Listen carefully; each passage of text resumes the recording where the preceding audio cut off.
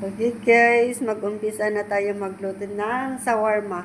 Yan ang eggplant. Ito na. Dito. At ito na rin yung patata guys. Red lang naman. Anong kulay to? Brown? Oo, brown tape. Okay.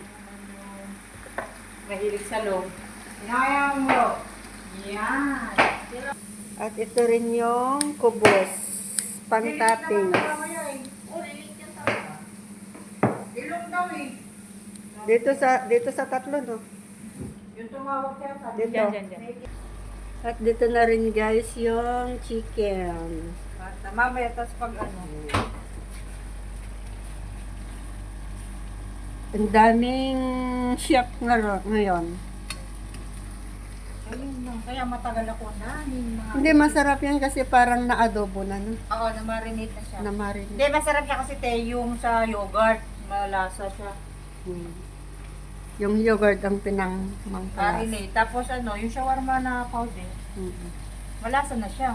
Pag pinalaman mo yan sa tinapay, lagyan mo patatas, okay na yan. Mas masarap ngayon medyo hindi siya brown na brown. Kasi pag sa brown dry, hindi masarap. Paganda ganyan, juicy. Tapos si Bakit gusto niya, yung naninigas, yung dry. Yung dry. Sabi niya, hilaw daw yung ganito. Hindi nga hilaw yan. Kita mo nang lumuto rito eh. Ang pag mga laman, dapat hindi masyado dinadry. Kasi pag natuyo, pangit na, matigas. Wala naman ako makuha. Na?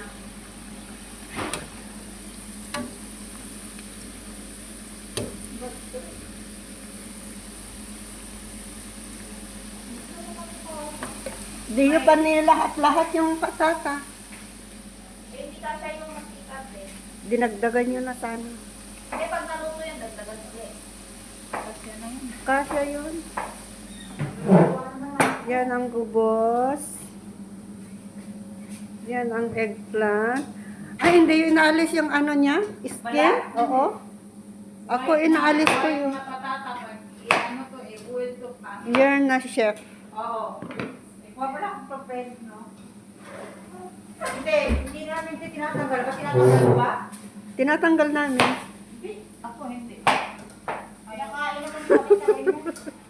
Sarang magsabi hindi tatanggalin eh. Kaya dyan ako mahihirapan yung pag-alis sa ano niya, balat. Pero pag kumakain ako ng talong na dito sa atin, di ba tinatanggal, di mo kinakain yung balat? Oo. Makapalitan kasi ako. Oo, mapait yun. Pero nga dyan, yan ang ginuho niya eh. Pakinggan ko lang yung... Saan tayo mag-ano?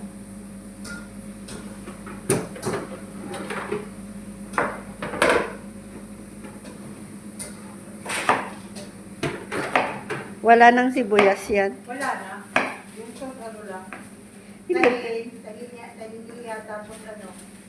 Alam ko yung ano, yung talong hindi masarap yan. Maraming seeds. Buto, no? Yogurt at saka sensation. Meron kaming banana dito guys na maliliit. Ayan. Olive oil, sensation. Yan. Pahirapan. Jet-jeton, olive oil. Magawa tayo ng baral. Nang? Ay, pang content lang. Maglaro ako sa pusa. Oh. Yung viral mo yun. Hindi, sabihin mo.